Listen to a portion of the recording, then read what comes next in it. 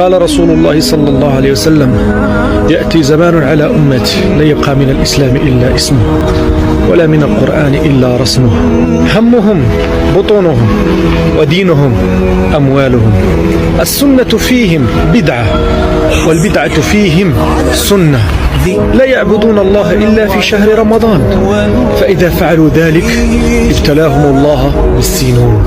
قيل: وما السنون يا رسول الله؟ قال: جور الحكام وغلاء المؤن وكثرة الأوبئة، ويحبس الله عنهم المطر في أوانه وينزله في غير أوانه، بأبي وأنت وأمي يا رسول الله. اللهم لا تحاسبنا بما فعل السفهاء منا يا رب العالمين.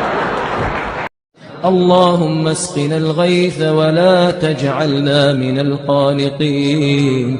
اللهم اسقنا الغيث ولا تجعلنا من القانطين. اللهم أغثنا، اللهم أغثنا، اللهم أغثنا.